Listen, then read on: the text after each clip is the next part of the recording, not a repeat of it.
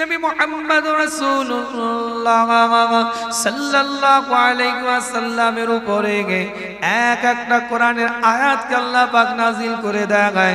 বনওয়াটি আলোচনা আপনাদের খিদমতে নয়, হুজুরের বিলাদাতের মাসে, হুজুরের দুনিয়াতে আগমনের মাসে টুকটুক করে আলোচনাটাকে আগিয়ে নিয়ে যায়। কোরআনটা খুলে দেখেন, পরিষ্কার করে লেখা আছে।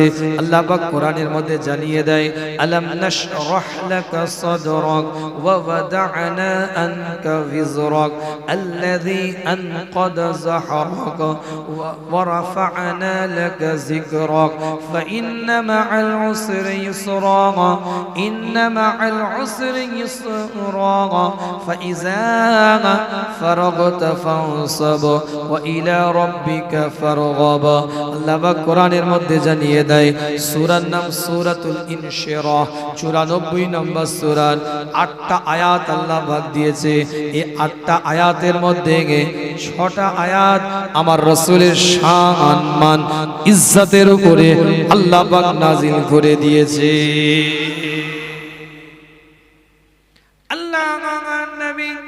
নবী মুহাম্মদুর রাসূলুল্লাহ সাল্লাল্লাহু আলাইহি ওয়াসাল্লামের উপরে আল্লাহ আয়াতকে নাযিল করে দেয়, আলাম নাশরাহ লাকা সাদরাক।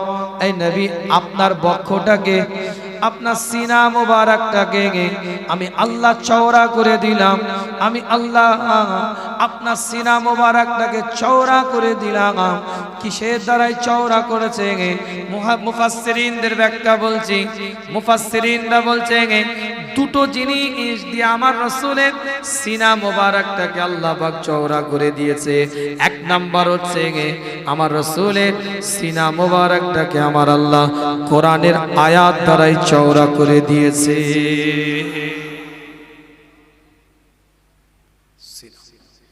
কোরআনের আয়াত নাযিল করেছে, সিনা চওড়া।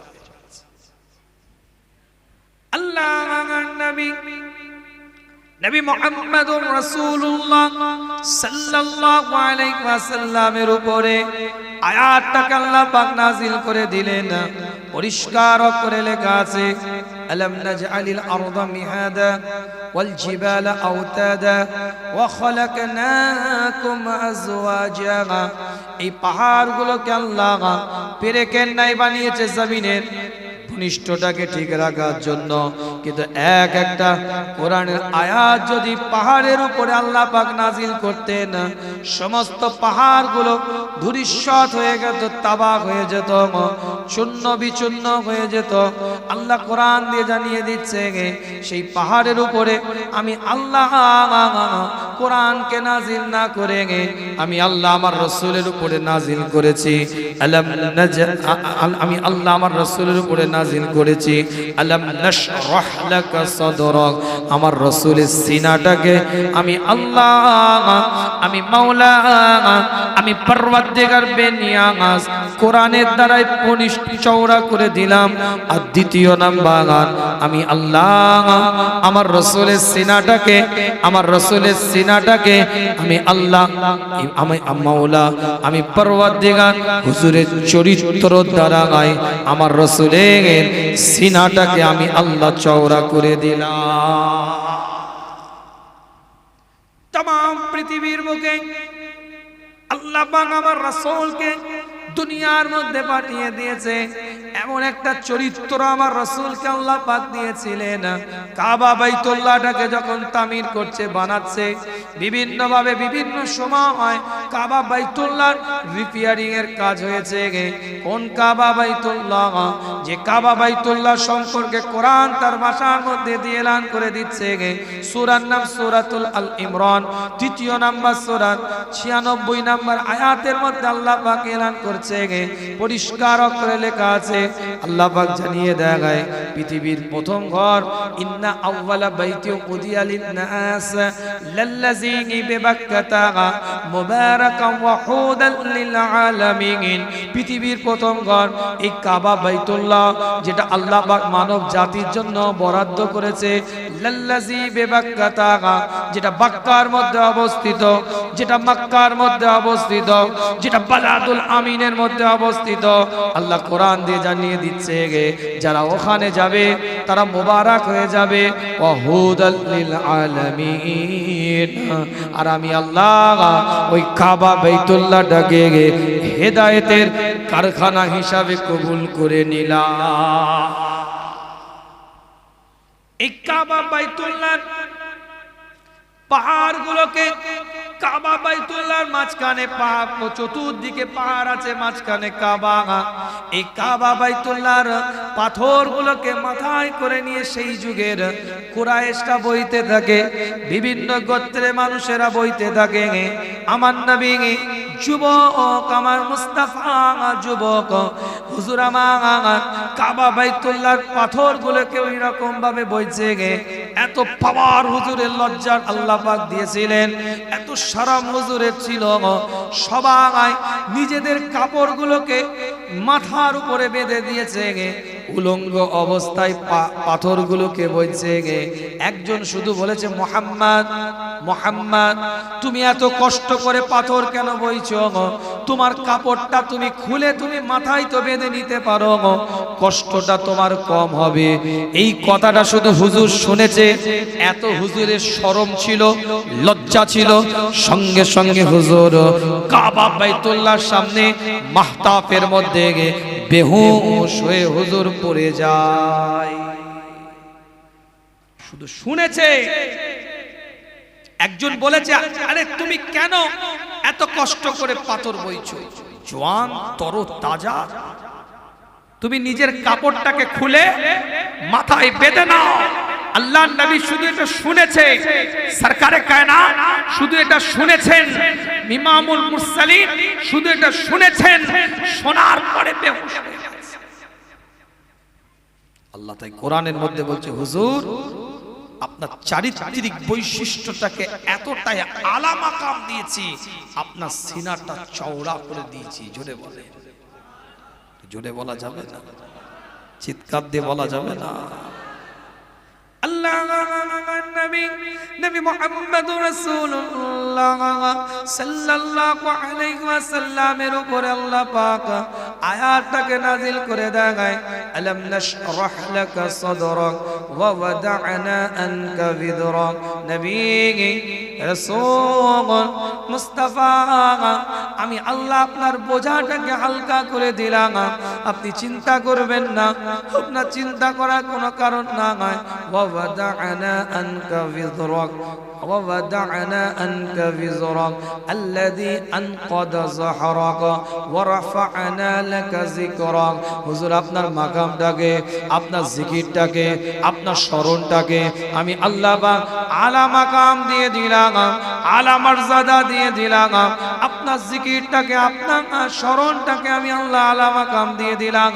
যেখানে আপনার জিকির হবে আলা মাকাম আপনি পেয়ে যাবেন, যেখানে আপনার স্মরণ হবে আলা মাকাম আপনি পেয়ে যাবেন, আপনার জিকির সব থেকে আলা মাকাম পেয়ে যাবে। আমি আল্লাহ, আমি মাওলা, আমি পরওয়ারদিগার বেনিয়াজ জানিয়ে দিই, আপনি চিন্তা করবেন না। ফাইন্না মাআল উসরি ইউসরা, ইন্না মাআল উসরি ইউসরা। হুজুর আপনি সাকসেস হবেন, আল্লাহ কোরআন দিয়ে বলছে নবী মুস্তাফা আপনি সাকসেস হবেন, আপনার কোনো চিন্তা করার কোনো কারণ নাই। মুহাদ্দিসিনরা ব্যাখ্যা দিতে গিয়ে বলছে, মুফাসসিরিনরা ব্যাখ্যা দিতে গিয়ে আয়াতের তাফসীর করতে গিয়ে বলছে, খুব ফাস্ট একটু আলোচনা করছি, সময় স্বল্পতার কারণে একটা পর একটা পয়েন্টের উপরে আলোচনা করে যাচ্ছে। ফাইন্না মাআল উসরি ইউসরা, ইন্না মাআল উসরি ইউসরা। এই আয়াতের তাফসীর করতে গিয়ে মুফাসসিরিনরা বলছে একাধিক ইবারতের মাধ্যম দিয়ে আল্লাহ নবী, আল্লাহ রাসূলকে কেমন আল্লাহ পাক সাকসেস করেছিলেন, নবুয়ত দিলেন, রিসালাত দিলেন, একত্ববাদের উপর বিশ্বাসের দাওয়াত দেওয়ার অনুমতি দিয়ে দিলেন। 13 বছর নবুয়তের পরে মক্কি জীবনে কাটালেন। এই 13 বছর জীবনে আমার নবী আল্লাহর রাসূলের উপরে 86 থেকে 89টা সূরা নাজিল হয়েছিল। এই 13 বছরে মক্কি জীবনে আল্লাহর নবী মুহাম্মদুর রাসূল রাসূলুল্লাহ সাল্লাল্লাহু আলাইহি ওয়াসাল্লাম 400 জনকে ঈমানের কালমা পড়িয়েছিলেন। যখন নবুয়তের শেষ 10 বছরে এসে পৌঁছালেন, মক্কা থেকে যখন হিজরত করে মদিনাতুল মুনাওয়ারার দিকে হুজুর যখন রওনা দিলেন, হিজরত করে যখন হুজুর চলে যাচ্ছে মদিনাতুল মুনাওয়ারার দিকে যখন হুজুর প্রবেশ করছে, ইতিহাস সাক্ষী দিচ্ছে, হাদিসের ইবারতের মধ্যে দিয়ে পাওয়া যায় মদিনাতুল মুনাওয়ারায় যাওয়ার পরে নবুয়তের শেষ 10 বছরে হুজুর দাওয়াত দিতে শুরু করলেন। 40 বছরের জীবন তিনি নবুয়তের পূর্বে কাটালেন। মক্কি জীবন 53 বছর পরে যখন 10 বছর মদিনাতুল মুনাওয়ারাতে জীবন কাটাচ্ছে, 25 থেকে 28টা সূরা আল্লাহ পাক নাজিল করলেন, যেগুলোকে মাদানী সূরা বলা হয়। এই 10 বছরে আল্লাহ নবী মুহাম্মদুর রাসূলুল্লাহ সাল্লাল্লাহু আলাইহি ওয়াসাল্লাম মাদানী জীবনে অর্থাৎ মদিনাতুল মুনাওয়ারায় যাওয়ার পরে, ইয়াশরাফে যাওয়ার পরে আল্লাহ নবী আল্লাহর রাসূল 1,24,600 জনকে ঈমানের কালমা পড়িয়ে হুজুর মুসলমান করেছিলেন। জোরে বলবেন, আর একটু জোরে বলা যাবে না? 10 বছর কোথায় মাদানী জীবন, 13 বছর কোথায় মক্কি জীবন। কথাটা বুঝে, মক্কা শরীফে 13 বছর হুজুর ছিলেন তো নাকি? 40 বছরের নবুয়ত, একদম হিসাব করে পয়েন্টে কথা বলছি, একটু বুঝেন আলোচনা, না সব বেকার হয়ে যাবে। এই 13 বছরে 400 জনকে ঈমানের কলমা পড়িয়েছে। আর কোরআনের এই আয়াতে আল্লাহ বলছে ফাইন্না মাআল উসরি ইউসরা, ইন্না মাআল উসরি ইউসরা। আপনি সাকসেস হবেন, আপনার কোনো চিন্তা নেই, আপনি যান। কোথায় কোথায় যাবে? একটু কথা বলেন না রে ভাই, একটু ভালো লাগে। মক্কা শরীফ থেকে কোথায় গিয়েছিল? হ্যাঁ বলবেন তো সেটা। আপনি চিন্তা করবেন না ফাইন্না মাআল উসরি ইউসরা, ইন্না মাআল উসরি ইউসরা। আপনি যান কোথায়? আপনাকে বলে মদিনাতুল মুনাওয়ারায়, অর্থাৎ মাদানী জীবন হুজুরের। সেখানে যাওয়ার পরে আল্লাহ কেমন সাকসেস করলেন? 10 বছর কোরআনের দাওয়াত, শরীয়তের দাওয়াত, ইসলামের দাওয়াত দিলেন। এই 10 বছরের নবুয়তের শেষ 10 বছরে 1,24,600 জন ঈমানের কালমা পড়ে মুসলমান হয়ে গেল। জোরে বলবেন। এটাই বোঝাতে চাইছি, বুঝেন ভালো করে। আল্লাহ নবী আল্লাহ রাসূলের জীবনের থেকে শুরু করে জীবনটাকে কিভাবে তিনি বানিয়েছিলেন, একটার পর একটা দলিল দিয়েছি আপনাদের খেদমতে। মায়ের পেটের ভিতর থেকে কেমন আচরণ তেনার ছিল, মায়ের পেট থেকে বেরোবার পরে শিশু অবস্থায় কেমন আচরণ ছিল, ছোট্ট ছোট্ট করে কোট টু কোট আলোচনাগুলোকে আগিয়ে নিয়ে গিয়েছিলাম। মক্কি জীবনে তেমন কিরকম জীবন যাপন করে কোরআনের দাওয়াত তিনি দিয়েছিলেন, শরিয়াতের দাওয়াত তিনি দিয়েছিলেন, ইসলামের দাওয়াত তিনি দিয়েছিলেন। মক্কি জীবনের পরে যখন মাদানী জীবনে গেলেন, অর্থাৎ মদিনাতুল মুনাওয়ারায় যখন পৌঁছে গেলেন, শেষ 10 বছরে তিনি কেমন ইসলামের দাওয়াত দিয়েছিলেন, শরিয়াতের দাওয়াত দিয়েছিলেন, জীবনের নীতিটাকে কেমন ভাবে তিনি তৈরি করেছিলেন। কেন আল্লাহ পাক কোরআনের মধ্যে কথাটা জোর গলায় বলে, আমি আমার রাসূলের আখলাককে আলা মাকাম দিয়ে দিয়েছি।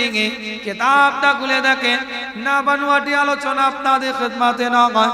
জান্নাতুল বাকির সামনে আল্লাহ নবী মুহাম্মদুর রাসূলুল্লাহ সাল্লাল্লাহু আলাইহি ওয়াসাল্লাম দাঁড়িয়ে আছে। জান্নাতুল বাকির সামনে দাঁড়িয়ে হঠাৎ করে পিছন দিক থেকে একজন ইহুদি এসে আল্লাহর নবী মুহাম্মদুর রাসূলুল্লাহ সাল্লাল্লাহু আলাইহি ওয়াসাল্লামের পিছন দিক থেকে চাদরটা টেনে দেয়। আল্লাহর নবী আল্লাহর রাসূলের গলার কাছে রক্তের মতো লাল হয়ে যায়। ওমর ইবনে খাত্তাব ছুটে আসে, ওমর ইবনে খাত্তাব দৌড়ে আসে, আওয়াজ দিয়ে বলতে থাকে, কে তোমাকে সাহস দিল? নবীর চাদরটা তুমি টেনে ধরলে কেন? মুস্তাফার চাদরটা তুমি টানলে কেন? আল্লাহর নবী গলার কাছটা রক্তের মতো লাল হয়ে গিয়েছে। ওমর ইবনে খাত্তাব খুবই রাগান্বিত অবস্থায় দাঁড়িয়ে আছে। আল্লাহ নবী সান্ত্বনা দেয়, ওমর রেগে যেও না, ওমর রাগান্বিত হইও না। ওমর ইবনে খাত্তাব জিজ্ঞাসা করে, তুমি চাদরটাকে কেন আমার রাসূলের টেনে ধরলে? ইহুদি বলতে থাকে, কিছুদিন আগে মুহাম্মদ সাল্লাল্লাহু আলাইহি ওয়াসাল্লাম আমার কাছ থেকে কিছু ঋণ নিয়েছিল, সেই ঋণটা পরিশোধ করার দিন এখনো 1 সপ্তাহ বাকি আছে। 1 সপ্তাহের মধ্যে আমাকে ঋণটা পরিশোধ করে দিতে হবে। এটা জানাবার জন্য আমি পিছন দিক থেকে চাদরটা টেনে ধরেছি। ওমর ইবনে খাত্তাব রাদিয়াল্লাহু তাআলা আরো রেগে গিয়েছে। এখনো পর্যন্ত 1 সপ্তাহ ঋণটা বাকি আছে, এখনো ঋণ পরিশোধ করার ডেট অতিক্রম হয়ে চলে যায় না। আর তুমি এখন বলছো যে আমার এই ঋণটা পরিশোধ করার দিনটাকে মনে করাবার জন্য আমি চাদরটাকে জোরে টেনেছিলাম। ওই সময় ওমর ইবনে খাত্তাব আরো রেগে গেছে। আল্লাহ নবী, আল্লাহ রাসূল ওমর ইবনে খাত্তাবের দিকে তাকিয়ে বলে, ওমর তুমি রেগে যেও না, তার কাছ থেকে আমি ঋণটা নিয়েছি, সে আমার কাছে তাগাদা দিতে পারে, সে আমাকে বলতে পারে, তুমি তার উপরে রাগান্বিত হইও না। ওমর ইবনে খাত্তাবকে আল্লাহর নবী নবী মুহাম্মদুর রাসূলুল্লাহ সাল্লাল্লাহু আলাইহি ওয়াসাল্লাম বুঝাতে থাকে, ওমর 1 সপ্তাহের মধ্যে যেন তার ঋণটা পরিশোধ করে দিতে পারি, এটা তুমি ব্যবস্থা নাও, তার উপরে তুমি রেগে যেও না। ওমর ইবনে খাত্তাব দাঁড়িয়ে আছে, সরকারে কায়নাত দাঁড়িয়ে আছে, জান্নাতুল বাকির সামনে মদিনার দোলাল দাঁড়িয়ে আছে, জান্নাতুল বাকির সামনে ইমামুল মুরসালিন দাঁড়িয়ে আছে, জান্নাতুল বাকির সামনে। এই অবস্থায় ওই ইহুদিটা চিৎকার দিয়ে বলতে থাকে, আমি তাওরাত পড়েছি, আমি ইনজিল পড়েছি, আমি জাব্বুর পড়েছি, আমি আহলে কিতাবের একজন পণ্ডিত মানুষ, সমস্ত কিতাবের মধ্যে আমি লক্ষ্য করেছি আখিরি জামানায় একটা নবী আসবে, শেষ জামানায় একটা রাসূল আসবে, যিনি খাতামান নবিয়্যিন হবে, ইমামুল মুরসালিন হবে, ইমামুল হুদা হবে, ইমামুল কিবলাতাইন হবে, যিনি হাবিব হবে, লবিব হবে, তাবিব হবে। তার পরে কোন নবী রাসূল পয়গম্বর পৃথিবীর মধ্যে আসবে না, তিনি শেষ নবী হবে। সেই নবীর কিছু বৈশিষ্ট্য সেখানে দেওয়া আছে, তাওরাতের মধ্যে দেওয়া আছে, ইনজিলের মধ্যে দেওয়া আছে, জাব্বুরের মধ্যে দেওয়া আছে। সেখানে একটা বিশেষ বৈশিষ্ট্যের কথা বলা হয়েছে, সেই নবী রাগবে না, রাগান্বিত হবে না, রাগটাকে নিয়ন্ত্রণ করবে, রাগটাকে কন্ট্রোল করবে, রেগে যাবে না, চটজলদি রাগান্বিত হবে না। আল্লাহ নবী নবী মুহাম্মদুর রাসূলুল্লাহ সাল্লাল্লাহু আলাইহি ওয়াসাল্লামের দিকে লক্ষ্য করে আহলে কিতাবের পণ্ডিত মানুষটা ইহুদিটা চিৎকার দিয়ে বলে, আমি বেশ কিছুদিন ধরে আপনাকে ফলো করছি, সব কিছু বৈশিষ্ট্য আমি উপলব্ধি করতে পেরেছি, কিন্তু আপনি রেগে যান কি রেগে যান না এটা দেখার জন্য আমি আজ আপনার চাদরটা থামতে বাধ্য হয়েছি। হুজুর আপনি আমার বিয়াদবিটাকে ক্ষমা করে দেন, হুজুর আপনি আমাকে ক্ষমা করে দেন, হুজুর আপনি আমাকে ঈমানের কালমাটা হুজুর পড়িয়ে দেন, হুজুর শুধু আমাকে নয় আমার গোটা পরিবারকে আপনি ঈমানের কালমা পড়িয়ে দেন, শুধু আমাকে আমার পরিবারকে শুধু ঈমানের কালমা নয় আমার গোটা কওমকে আপনি ঈমানের কালমা পড়িয়ে মুসলমান করিয়ে দেন। আপনি শেষ নবী, আখেরি নবী, খাতামান নবিয়্যিন, আপনার পরে আর কোন নবী আসবে না। জোরে বলবেন, আরো জোরে বলবেন। মাশাআল্লাহ, চাও দিচ্ছে তাও সুবহানাল্লাহ নেই নাকি? আল্লাহ পাক কবুল করেন, সকলে বলেন আমিন। লড়বড়ে ভাব হয়ে গেছে।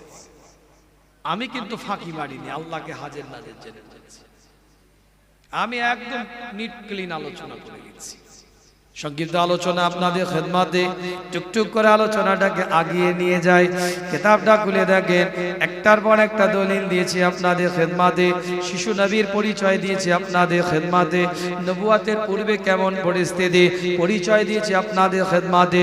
মক্কি জীবনে কেমন পরিস্থিতি পরিচয় দিয়েছি আপনাদের খেদমতে। মাদানী জীবনে কি পরিস্থিতি পরিচয় দিয়েছি আপনাদের খেদমতে। রাসূলের শান নিয়ে দুটো কথা বলে যায়, ইজ্জত নিয়ে দুটো কথা বলে বলে যায়। আল্লাহ পাক কোরআনের মধ্যে জানিয়ে দেয়, ইয়া আইয়ুহাল্লাযীনা আমানুত্তাকুল্লাহ, যেমন আল্লাহ কোরআন দিয়ে জানিয়ে দিচ্ছে তোমরা আল্লাহকে ভয় করো, আতিউল্লাহ ওয়া আতিউর রাসূল, তোমরা আল্লাহ এবং আল্লাহর রাসূলের ইত্তেবা করো এবং তোমাদের উলিল আমরদের ইত্তেবা করো। লা তুকদ্দিমু বাইনা ইয়াদাইল্লাহি ওয়া রাসূলিহি, অন্য আয়াতের মধ্যে আল্লাহ পাক আবার জানিয়ে দিচ্ছে তোমরা আল্লাহ এবং তার রাসূলের থেকে আগিয়ে যেও না। লা তারফাউ আসওয়াতাকুম ফাওকা সাউতিন নবী, তোমার রাসূলের গলার আওয়াজের থেকে উচ্চ আওয়াজে কথা তোমরা বলে ফেলো না।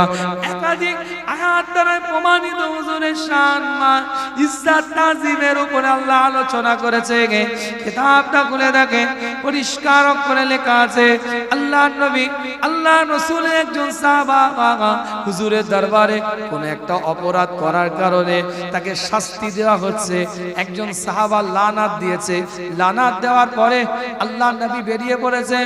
সাহাবা একরাম হুজুরের দিকে তাকিয়ে বলে, কেন তুমি তাকে লানাত দিলে, কেন তুমি তার সম্পর্কে খারাপ কথা বললে? সে না অপরাধ করেছে, অপরাধের কারণে আমি রাসূল শরীয়তের হুকুমে তাকে শাস্তি দিচ্ছি, তুমি লানাত দেওয়ার কে তাকে?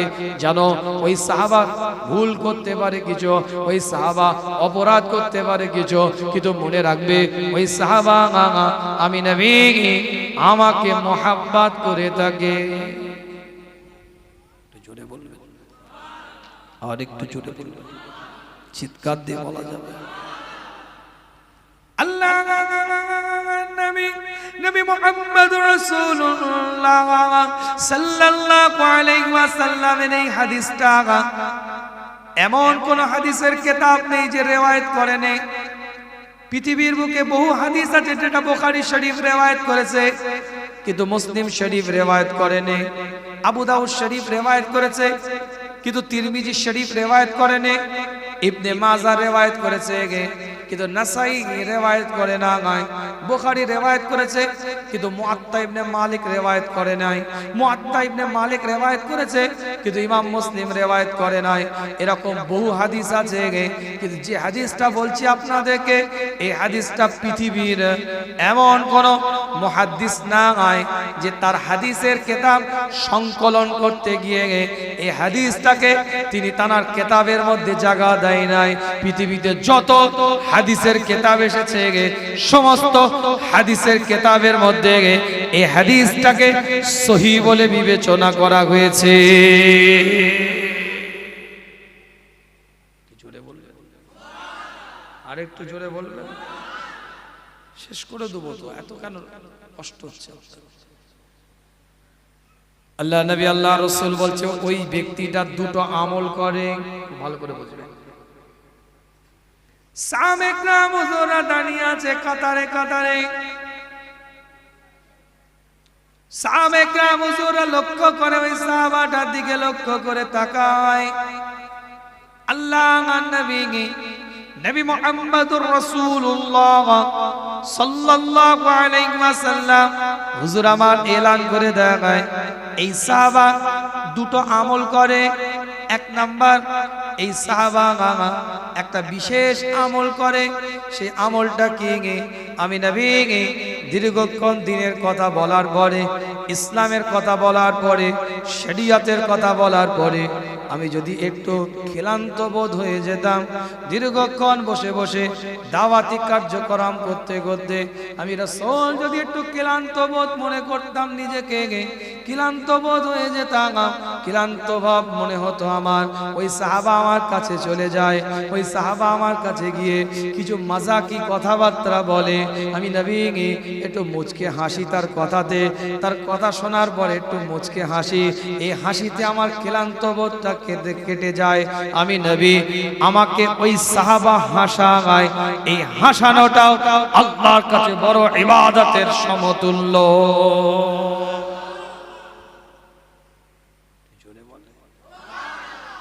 কি বললেন? যে সাহাবাটাকে আমি শাস্তি দিচ্ছি তোমরা লানাত দিচ্ছ তো? এই সাহাবাকে দুটো এমন কাজ করে সেজন্য আমি রাসূল তাকে মহব্বত করি। এক নাম্বার, এই সাহাবা আমি রাসূল আমাকে হাসায়।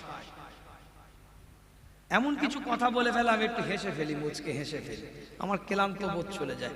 দেখবেন গ্রামে পাড়ায় মহল্লায় কিছু এরকম শ্রেণীর ছেলে আছে যাদেরকে দেখলেই হাসি পেয়ে যায়, তাদের আচরণ।